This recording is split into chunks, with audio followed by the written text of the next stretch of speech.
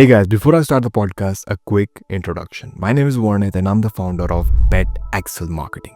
Pet Excel Marketing is a marketing agency that specifically works with pet businesses. Over the years, we have worked with pet food brand, pet relocation businesses, pet SaaS companies, pet clothing brand, cat food businesses, dog grooming services, and many other product and service-based pet businesses globally. Our services includes everything from creating graphics to running your ad campaign. Not only that, we have built amazing websites and apps for pet businesses. So if you have a pet business and would like us to help grow it, click on the first link in the description to book a call with our team. Now enjoy the podcast. Everyone, welcome to another episode of Pet Band Podcast, the show where we dive deep into the world of pet businesses, marketing strategies, and industry trends. I'm your host Warneth, and if you're passionate about pets and entrepreneurship, you are in the right place. Today, we have a truly exciting guest with us, Layla Flaherty from Urban Paws Agency, one of the leading names in animal talent representation. From pet models and influencers to film and TV stars, Urban Paws has built a reputation for discovering and managing some of the most talented pets in the industry. In this episode, we will explore Leila's journey in creating a successful pet talent agency, the behind the scene of working with animal influencers, and what it takes to thrive in this unique business. So whether you are a pet business owner, an aspiring entrepreneur, or just someone who loves the idea of animals in media, you don't want to miss this one. Let's dive right in. Leila, thank you so much for being on this Pet Brand podcast. You're very welcome. Thank you for having me. Great, amazing, amazing. So yeah, let's start from the beginning. Like your agency, Urban Paws, has become a major name in the world of animal talent, and but every great venture start with a spark of inspiration, right? So like, Leila, what inspired you to start Urban Paws agencies? I guess, my love of animals has always been there from a young age. I'm an only child, so having animals, as a child growing up, they were more like siblings to me. Yeah. Um, I had a background. I did modeling for many years myself as a teenager, Hmm. kind of going into my Wow. 20s. Hmm. So I knew how the modeling industry worked for humans. Hmm. And then I did some TV in my late 20s and 30s. So that then introduced me to the TV world for humans again. So I had a small bit of I had a small bit of what's the Experience. word? Yeah. Experience, yes, Mm-hmm. with modeling and TV. So I thought, and I always wanted to work with animals. So I thought, what's the Mm-hmm. best way that I can do this by Mm-hmm. combining my experience and my knowledge, with my passion. And that's kind of how I came up with Urban Paws, and I just ran with it. Mm-hmm. Amazing. And can you just briefly like go over your background in the industry? I think you have like a you were into modeling. You were also, I think, you were part of like a reality TV show. Oh, don't, yes. Yeah, I was part of a reality TV show of Wow. about 13 years ago now. It was Uh-huh. horrendous experience, but Yeah. it was at the time when reality Mhm. TV was just very new in the UK. I Yeah. think there was Towie, The Only Way is Essex, and Mm. Geordie Shore. So it was relatively new. And all the policies and the welfare things and everything that wasn't in place back then. So Mm-hmm. we were kind of taken from the real world and just dumped into this reality TV world and Mm-hmm. expected to just Mm-hmm. survive, really.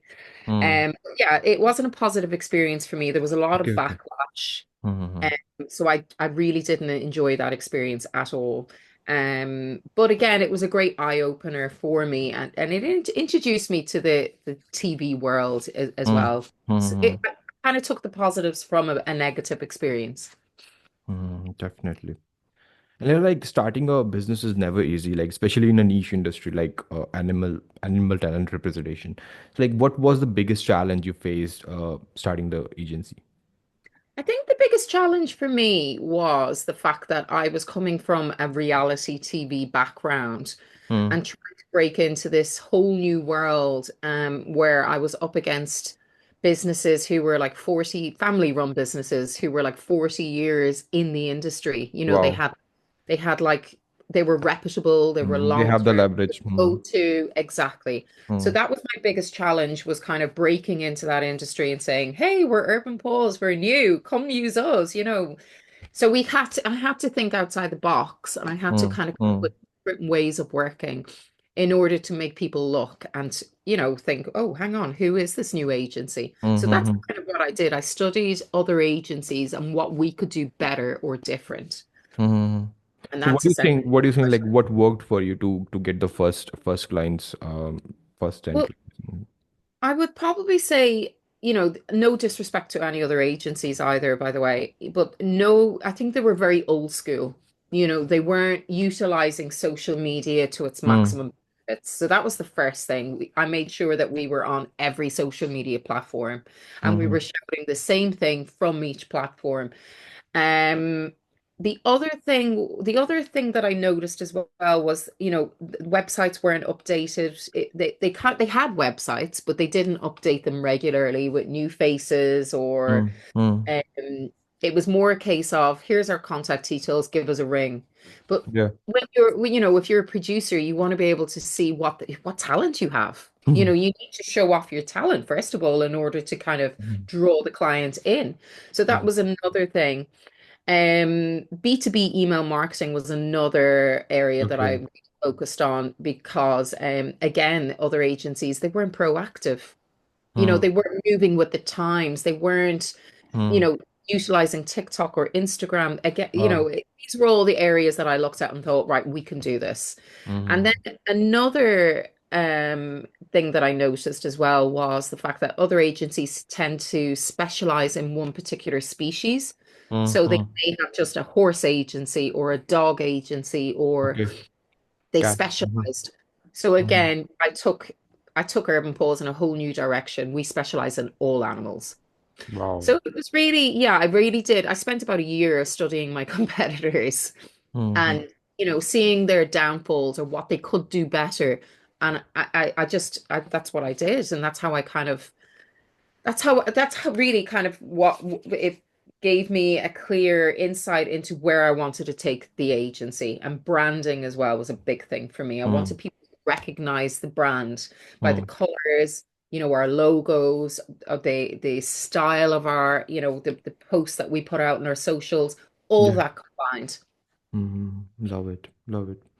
And like, like every company has a pivotal moment or when things start to take off. So like Mm. what was the first major breakthrough moment for Urban Boss? I don't know because I tend to have one every few years. It's Yeah. funny.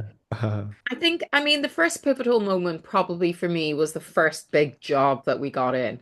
Mm. It was a film. And I Wow. remember the first time I saw the email, I was like, oh my God, we got a real job. It's really happening. Yeah.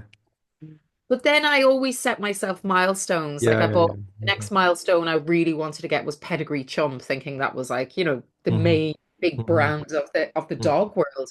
It's one of the biggest pet food companies out there.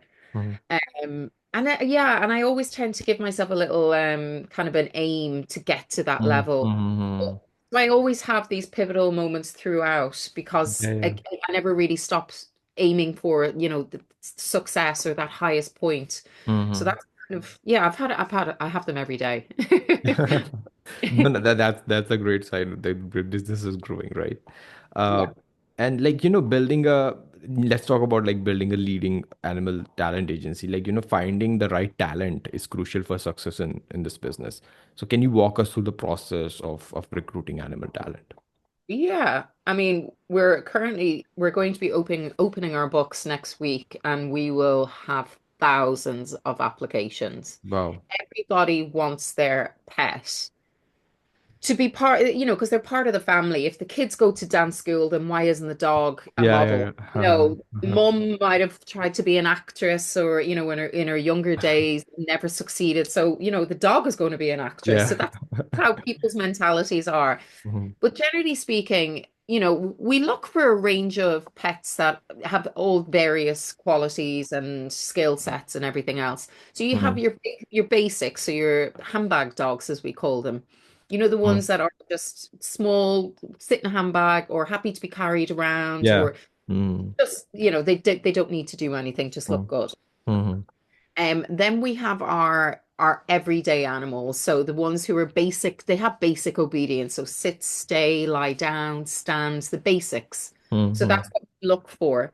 And then we have our trick trained and stunt animals. So they're on the next level. So they're ideal for like films and bigger Wow. productions like that. Mm-hmm. So if a person is applying for their pet, if they say they can sit, stand, and jump through hoops of fire, we need to see that. That's basically we take them through an audition process, a casting Okay. process. Uh-huh. It can take weeks because it's a slow, slow process. We Uh-huh. need to be sure that these animals are trained to that level. You know, that the owners say that they Yeah, are. they're claiming, We need yeah. to see it. Mm-hmm. Exactly, exactly. Mm-hmm. So we need to see a selection of images, make sure that the animal looks good. You Mm-hmm. know, we see that, it hasn't got any bald patches and, it's well kept. Well, it's well looked after. Mm-hmm. We need to see a show reel. We need to get a completed membership form. Mm-hmm. And obviously we kind of, whilst we're speaking with the owner as well, we're also checking, are their intentions right? Is the welfare of the animal going to be kept, upkept, because we don't want to put an animal into a situation whereby they don't like it or they're being forced into doing something. So, it has to be a two-way thing that the animal's happy and that the Mm-hmm. intentions are right as well. So Mm-hmm. yeah, we have it's a lengthy process for sign up. Mm-hmm. And how do these like pet parent reach out to it? Is it just directly through your website, or do you like run ads or anything to get their attention? So we don't actually run any ads because we don't Mm. need to when we're recruiting new Yeah, animals. yeah. We have Mm-hmm. too many, if anything. Mm. But they can apply via the website, and we do get daily people contacting Okay. by Mm-hmm. email as well. But we open the books every quarter, and we'll probably get about 2,000 applications. Wow. And I how know. many of them like are selected finally on an I average? would say I would say out of that maybe 10. Wow. Out of 2000. I would say so, yeah. Oh. Most people don't bother. They will apply, but they don't bother to Yeah, yeah, yeah. Mm-hmm. feel or it's incomplete or the animal's not trained, or it could be a case where we have too many of the same breed in the one area. Mm-hmm. Talking more about the business of pet talent and influencers, like social media has transformed the way pet influencer gain fame. So can you Yeah. share some success stories of pet influencers who have gone viral under your agency? Yeah, so we have one dog called Good Boy Ollie. His Instagram Okay. is called Good Boy Ollie. Uh-huh. Practically every time he posts, he goes viral. Wow. Just he posts, I mean, he's famous for having tea and biscuits with his nanny, which is very cute. It's heartwarming. Mhm. Um, and yeah, people just love the content. There's no judgment. That's the thing with animals. There's no Yeah. judgment. Yeah. There's no, it's just light-hearted, humorous, Mm-hmm. fun, and it draws in it's got that emotional ta attachment as well, to animals. So people love just seeing animals online. Definitely. So, Mm. and also like, while like influencer marketing can be incredibly powerful, it's not without its pitfalls, right? So like Yeah. what do you think, like what are the common mistakes brands make when working with pet influencers? Um, what mistakes do they make? I would probably say the biggest mistake that brands make is where they try and take away the authenticity. So they Mm, take away the influencer's voice, mm, rather than because it's obvious. It's, if somebody else has written the content for them, mm, really kind of over directed the way in mm. which They try to they. make it look more perfect, more polished. Exactly. Yeah, exactly. And I think that's the most important thing is to allow the influencer to use their own voice. Mhm. Talking more about the trends and insights in the pet industry, the pet industry is definitely like constantly evolving. So, like, what do you think? Like, what are the biggest trends you are seeing in pet modeling and talent hiring? Um, at the moment, it's cats. We've just had weeks and weeks and weeks of bookings of cats. Mm-hmm. I've never seen that. Never in 12 years. I mean, we get cat bookings all the time, but for some reason, everybody's looking for like ginger tabby cats at the moment. So they must Okay. be like the flavor of the season or something. Um, but yeah, I mean, everything moves according to the seasons. Mm-hmm. You'll have, we're coming up to Valentine's. You'll have like your cute, fluffy handbag dogs, as I mentioned previously. And then Mm-hmm. Easter, you'll always have birds, chicks, it's new life, young animals. Mm-hmm. Christmas time, you've got like your husky dogs, your reindeer. So it really does change according to the season. But I mean, all year round, your staple animals, like your easily recognizable family breeds, they're being booked all year round. Mm-hmm. Um, but it really depends on what's happening, like in America, like in the films, etc. Like for Okay. example, what's that film that came out recently where they used the hairless dog? I'm It, not it sure. went global, but yeah, but that tr made its way over to the UK, and then Mm-hmm. obviously the demand for the hairless dogs over here as well. So it Mm-hmm. really depends on what's going on externally or online. That kind of influences what kind of bookings we get. Mm-hmm. So mostly, is it like the pet brands are booking for from your end, or like is it like generic brands? I would probably say 80% of the brands we work with are non-pet related. Wow. So people are using animals to draw in their audience to get that emotional connection. The Mm-hmm. power of animals is huge, Mm-hmm. huge. Yeah. Definitely. And for the brands looking to break into this space, understanding the industry landscape is key. So, what do you think? Like, what advice would you give to pet brands looking to enter the media industry? Pet brands. Well, I suppose, I mean, first things first, like any pet brand, you need to know who your audience is. Definitely. Yeah. Are you looking at the Gen Zers? Are you looking at millennials? It Mm-hmm. really depends on who your audience is.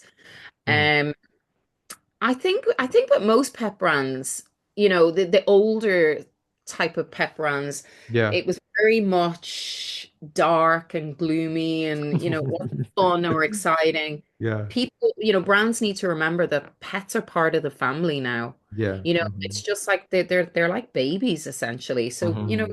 people like to be drawn in by, powerful marketing, Mm-hmm. fun, bright, light-hearted, that's Fun. really Yeah. what people are looking for. Mm-hmm. Um, yeah, just knowing who your audience is key. Definitely. Let's talk more about the behind the scenes. Running an agency like Urban Paws must be dynamic and like fast paced, right? So, what do you think? Like, what's a typical day look like for you and your team? Oh my God, where do I begin? A typical day, it's non-stop, Mm-hmm. non-stop. So we have multiple people asking, can they apply? We Mm-hmm. have jobs coming in. So I could get a job in the morning, say for a worm or a snail or a rabbit, and then the next job could be a horse, and then it could Uh-huh. be a dog booking, and then it could be 12 cats. You just could never predict your day in the office. Um, we're always super busy, super, Mhm. super busy. I Mhm. very rarely take lunch, which is Oh really God. bad. Mm, I don't ever have time. wow. But yeah, I mean, it's fun. It is fun because, as I said, Mm, you can never predict. No 2 days are ever the same. But mm, it's intensive. It's a lot going on. mm. I could be booking flights for animals or trailers while they're on set for a big film. You just never know what you're going to be doing. So it's always all hands on deck. And like, how many members do you have, team members who are going to, take care of this process? Yeah, so at present we have 6 members, but we're currently recruiting for more staff. Amazing, amazing. And like every industry has its challenges, and high pressure projects are part of the journey. So, what has been the most challenging project you have worked so far? But the most challenging, hmm, I don't know what's been challenging. I mean, we've had loads of challenges throughout, with competitors. Mm, We've had, I'm trying to think what else. I mean, we're quite lucky in terms of challenges. We don't really mhm. generating new business is probably one of our biggest challenges. Yeah. Mm-hmm. Generating new business and getting clients to see that, the power of using animals or pet influencers. Mm-hmm. That's probably been a challenge as well. Mm-hmm. Just, in Basically, trying. educating the market. Yeah, yeah, yeah. Mm-hmm. Um, yeah, Definitely. I would probably say just getting new clients, just if they've especially if they've never worked with animals before.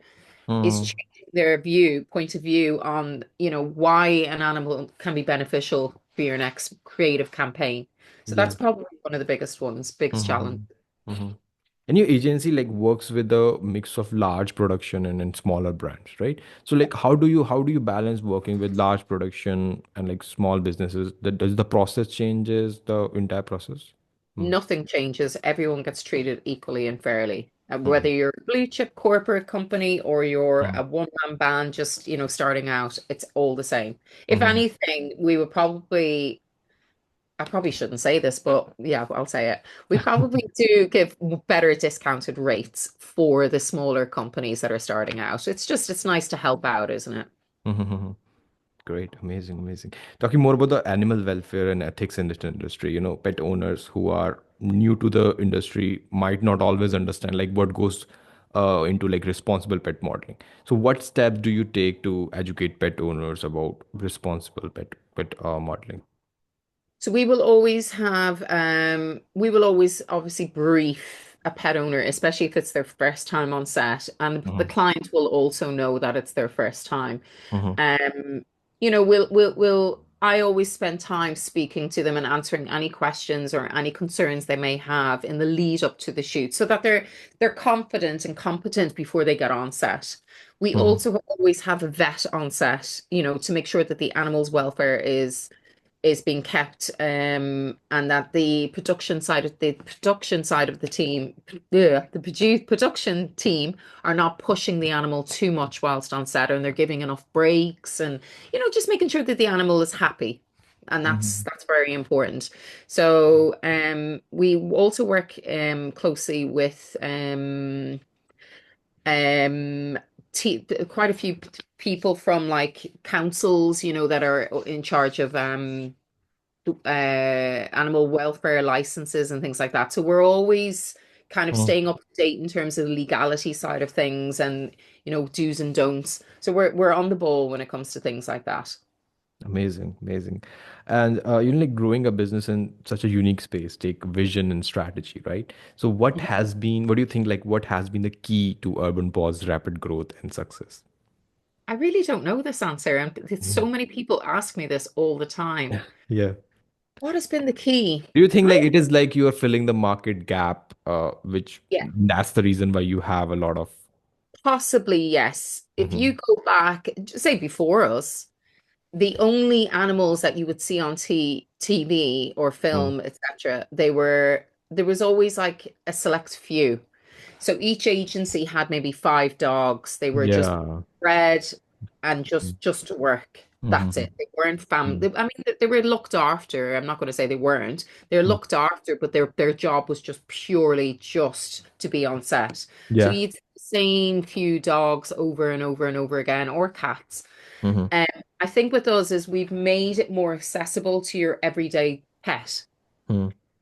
Even just a regular pet that lives at home with its mum, dad, and siblings or kids and whatever. Mhm. We've made that more accessible where they can now access the pet modeling industry. Whereas Mhm. it was open, it wasn't available to just everyone and anyone. Where we've done that, that's something that we have done. Mhm. Um, whereby, we have the different levels of skill. Mhm. But yeah, I would say that's definitely the one thing. Mhm. Talking more about the entrepreneurship side of things. Since entrepreneurship is full of lessons, both big and small, right? So, like, what do you think? Like, what one piece of advice you would give to aspiring pet entrepreneurs who want to get into this space? I would say to just persevere. Yeah. I mean, when I had this dream or this Mm. vision many, Mm. many years ago, the amount of people that said to me, "Oh, it's not going to work because it's not Mm. in London," or it's going to take years. I just Mm. persevered. Mm. Um, and I just think, as long as you believe in yourself, to never give up on that belief or that Mm. hope, Mhm. that dream, just to keep pushing and pushing. Um, yeah, and that would probably be the one bit of advice I would say. Definitely. And if you had the chance to, to start over or knowing like what you know now, if you had a Yeah. chance to start over, what do you think, like, what would you do differently? Is there any mistake you did that you felt that if I wouldn't have done that, then maybe there was like more successful. I would probably say I would probably have brought in a business partner Yeah. just to share. It's a lot on one person when you Mm. set up a Do you company. have a business partner right now? Is No, it? no. It's a lot on one person when you were Mm, setting up a business, especially because we went into so many industries. Did mm, I know about everything? Did I hell? Um, and I would have loved to have had a business partner just to bounce ideas off or think, just to share the responsibility and the weight of the company. That would mm. probably have been the one thing that I would have done definitely is have a business partner or somebody just to share Mhm. the load Yeah. with. Yeah. Yeah. Definitely. Last question from my end, Layla. Uh, Looking ahead, like there's always something exciting on the horizon, right? So like Yeah. what does the future looks like for Urban Paws? Like any exciting projects coming up? Yeah, so I've got loads of exciting projects. I really want to start my own pet influencer awards. Okay. I'm launching my own pet products, so Urban Paws Wow. branded products. Uh-huh. And I In really which specific range? Like is it going to be pet treats or pet no more clothing? like shampoos, conditioners, colognes, all Okay, that okay. thing. Uh-huh. Yeah. Mm-hmm. And yeah, they're the two main things that I'm focused on for this year. The rest I can't really say too much yet, but yeah, those two, so the awards and the shampoos and conditioners. Amazing, amazing. And that brings us to the end of the today's episode of the Bread Brand podcast. I hope you enjoyed this conversation as much as I did. Lila, thank you so much You're for welcome. sharing a journey, insights, and expertise with us. No problem at all. Thank you for having me. Great, amazing. And to all our listeners, if you found a value in today's episode, don't forget to subscribe, leave a review, and share this podcast. And if you're looking to connect with Leila and learn more about Urban Paws, be sure to check out the links in the description below. I will leave all the links in the description. And thanks again for tuning into Pet Brand Podcast. Until next time, keep building, keep innovating, and keep making an impact in the pet industry. Great. That's it. That's the end of the podcast.